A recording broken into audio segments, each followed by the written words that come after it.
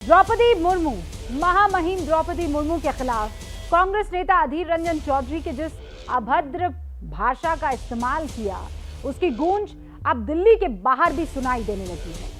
अधीर रंजन चौधरी के बयान के खिलाफ अब बीजेपी के कार्यकर्ता देश के अलग अलग शहरों में सड़कों पर उतर आए हैं। बीजेपी न सिर्फ अधीर रंजन चौधरी बल्कि कांग्रेस अध्यक्ष सोनिया गांधी से भी माफी की मांग कर रही है। दूसरी तरफ संसद में कांग्रेस अध्यक्ष सोनिया गांधी और केंद्रीय मंत्री स्मृति ईरानी के बीच नोकझोंक को लेकर कांग्रेस के कार्यकर्ता भी सड़कों पर उतर आए हैं।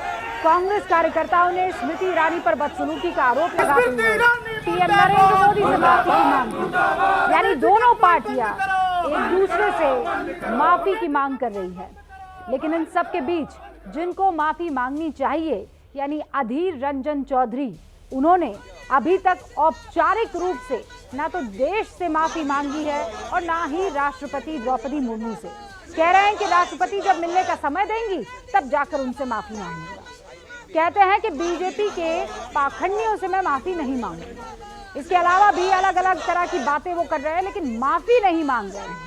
दूसरी तरफ राष्ट्रपति के खिलाफ आपत्तिजनक बयान देने के बाद भी उनके बेलगाम बोल कम नहीं हो रहे हैं। वो सीरियल ऑफेंडर के तौर पर एक के बाद एक ऐसे बयान महिला नेत्रियों के लिए साफ तौर पर दिए चले जा रहे हैं। और मैं आपको बकायदा प्रूफ दे सकती हूँ, आप खुद सुन लीजिए कि वो किस तरह स्मृति ईरानी के खिलाफ अपने शब्दों का चयन कर रहे हैं। कल जब हमसे उन्होंने बात की थी,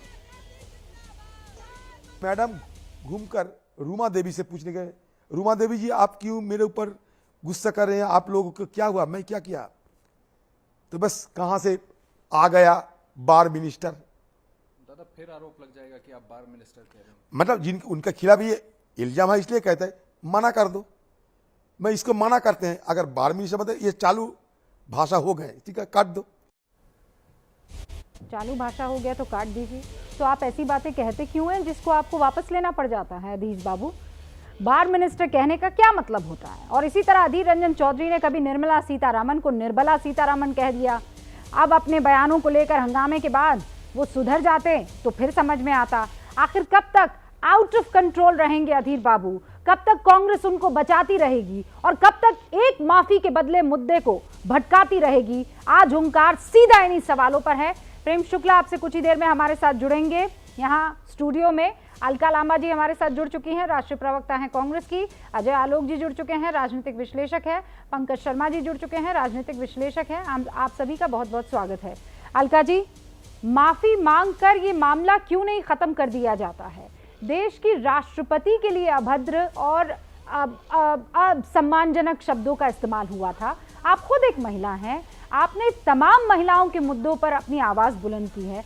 आप दिल से मुझे बताइए कि जो उन्होंने कहा वो सही था और जिस तरीके से उन्होंने माफी मांगी वो सही थी? बिल्कुल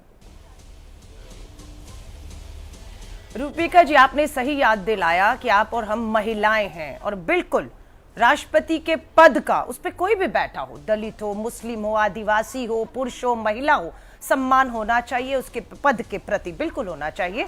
और इसमें अधीर रंजन जी ने जो कहा उस पर उन्होंने माफी ही नहीं मांगी, उन्होंने राष्ट्रपति जी को लिखित में समय मांगा है और ये भी कहा है कि मैं उनसे भी जाकर माफी मांगूंगा। समय का इंतजार है, वो जाकर उनसे भी माफी मांगेंगे कहीं अगर वो आहत हुई है तो।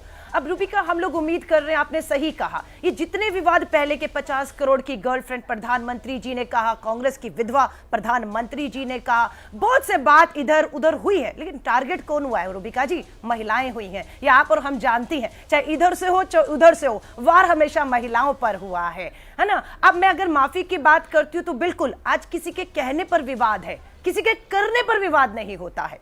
देश के प्रधानमंत्री के ही केंद्रीय गृह राज्य मंत्री लखीमपुर में किसान कुचल के मार दिया जाता है उनके बेटे के द्वारा, प्रधानमंत्री जी करनी पर माफी नहीं मांगते हैं। इन्हीं की केंद्रीय मंत्री स्मृति ईरानी जी के परिवार द्वारा अवैध रूप से बार चलाया जा रहा है, उस पर सफाई देने की माफी नहीं मांगी जाती। मैंने ये कार्यक्रम शुरू करने के एकदम, अलका जी सुनिए, एकदम पहले मैंने ये कह दिया था कि आज सिर्फ इस बात पर बात हो जाए कि ये माफी वर्सेस माफी खत्म कब होने वाली है। आप कह रही हैं कि स्मृति ईरानी का बार वाला मामला, आपने अभी सुना अधीर रंजन चौधरी बार मिनिस्टर कह रहे हैं। मैंने आपके भी ट्वीट देखे हैं। आप कैसे किसी को बार मिनिस्टर, आप महिलाओं के बात के लिए महिलाएं नहीं लड़ेगी तो कौन लड़ेगा? और मैं इस बात से अग्री नहीं करती हूं कि कह रहे हैं कि गलती अधीर रंजन चौधरी ने की, माफी सोनिया गांधी मांगे। मैं अग्री नहीं करती हूं कि गलती कोई और करे और प्रधानमंत्री नरेंद्र मोदी माफी मांगे, गलती अधीर रंजन चौधरी करे और माफी जो है सोनिया गांधी मांगे। मैं इसमें यकीन नहीं करती, लेकिन अधीर रंजन चौधरी के खिलाफ आप काम करें और सभी कार्रवाई करें, बात खत्म हो जाएगी।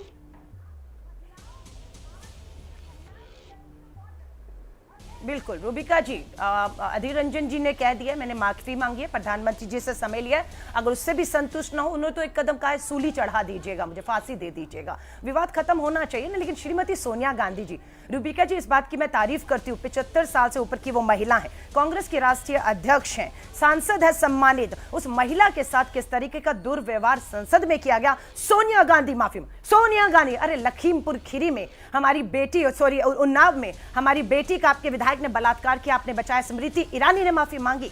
आपके हाथरस में हमारी बेटी को जिंदा जला दिया गया गैंगरेप करने के बाद, स्मृति ईरानी ने माफी मांगी। आज देश में अमेठी में महिला को जिंदा जला दिया गया, वहां की सांसद है, स्मृति ईरानी ने माफी मांगी। मैं कह रही हूं कि सोनिया गांधी एक्शन नहीं कर रही हूं, आपसे सहमत हूं। हाँ, मैं बिल्कुल क्लियर हूं, लेकिन राष्ट्रपति द्रौपदी मुर्मू के लिए उन्होंने जिस तरीके के शब्दों का इस्तेमाल किया है, वो उनकी मनमर्जी वाली माफी नहीं चाहिए देश को, अलका जी, और आपको भी वो माफी कबूल नहीं करनी चाहिए। जैसे ही घड़ी का काटा दोपहर 2:30 पे आए, बबीता जी का दिल सास बहू साजिश के लिए मचल जाए। और ये है इनकी बहू, पूरे दिन ऑफिस की टेंशन हो जाए गॉन जब ये करें अपना फेवरेट शो फ्री टाइम पे ऑन। इनकी तरह आप भी देखिए अपना फेवरेट शो अपने टाइम पर और डाउनलोड कीजिए एबीपी लाइव ऐप अपने स्मार्ट टीवी पर।